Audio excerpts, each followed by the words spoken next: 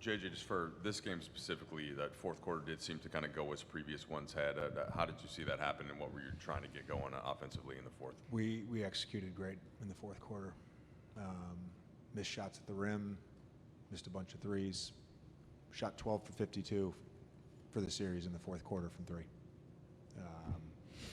On top of that, you lose 2 games in Minnesota, minus 12 in scoring opportunities, minus 13, and then you lose by 20 tonight.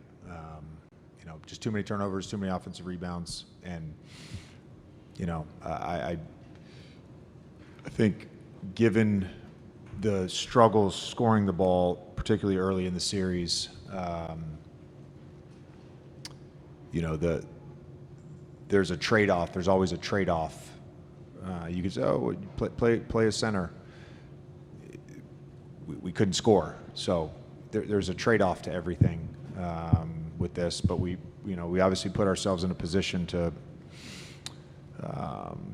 be in the game 3 times in the fourth quarter, and just came up short every time. But again, the offensive part of it tonight in particular was we missed wide open threes. We missed a couple shots at the rim.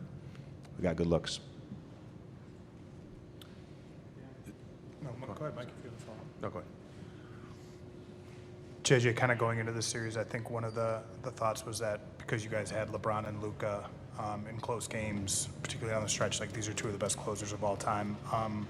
Did you see signs that their chemistry maybe in the Fire wasn't where it needed to be in terms of, kind of one guy going, one guy not going? Were they together enough? Or was it kind of what you'd expect considering this team changed in mid-February, or early February, sorry? Yeah, I mean, we played 13 games with our playoff rotation in the regular season. Bron and Luka obviously played more than that together, but these things take time. Luka just went through it in Dallas with Kyrie, and doesn't happen overnight. We obviously wished that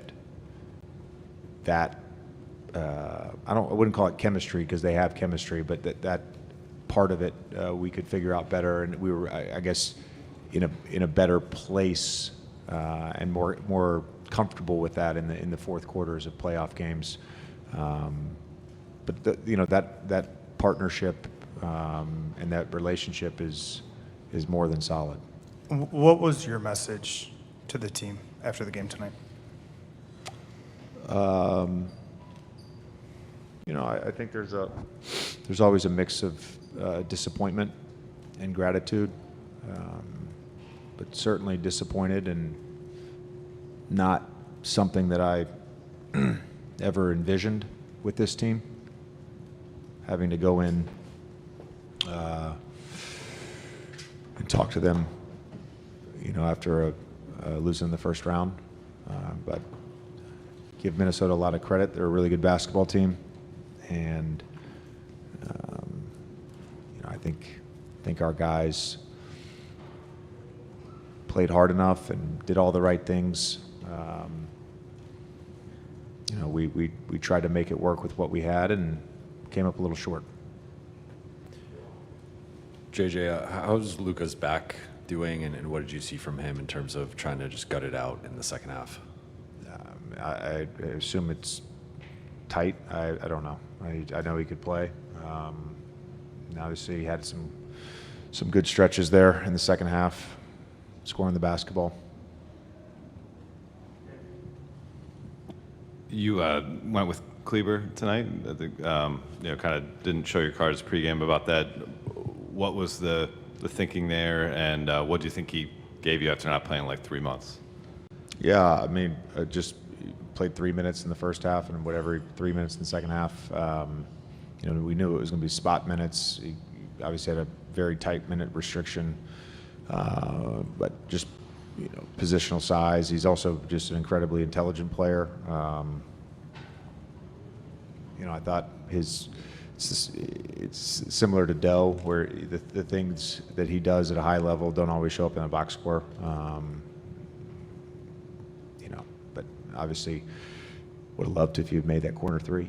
But wasn't the only one to miss corner threes in the fourth quarter. Missed the first, I think, maybe 1 or 2 questions, so sorry if this were asked. But Rudy, he was getting the offense on the offensive glass throughout the series, but tonight it seemed like he was able to convert more of his shots near the rim. What were you seeing that I guess led to that, his more success on the He's inside really team? big. I mean, he's really big. You know, it's one thing if he's the only one down there, and it's another thing if there's multiple crashers. And, you know, they all have the license to crash. McDaniels, DiVincenzo in particular, Randall as well. But McDaniels and DiVincenzo are crashing nearly every shot. So you have to account for them. Plus, Gobert's just bigger than everyone. Hey, JJ, obviously emotions are raw right now, but third seed finish obviously didn't end the way you wanted it to. But on a personal level, how would you evaluate your first season as head coach of this team? You know, I'll use my own thoughts to evaluate myself, and I'll use what my players say and what my coaching staff says to evaluate. But you know, I know I can be better, and I know I will get better. I don't necessarily take any satisfaction from how the year went. That's not to say I'm not proud of what the group was able to do and how we were able to figure things out on the fly and put ourselves in a position to have home court in the first round. But there's always ways to get better, and I can get a lot better.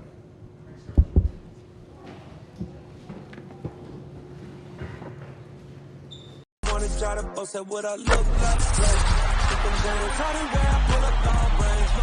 Jimmy with the heat, I'm on fire. It's NBA over here, feeling fun.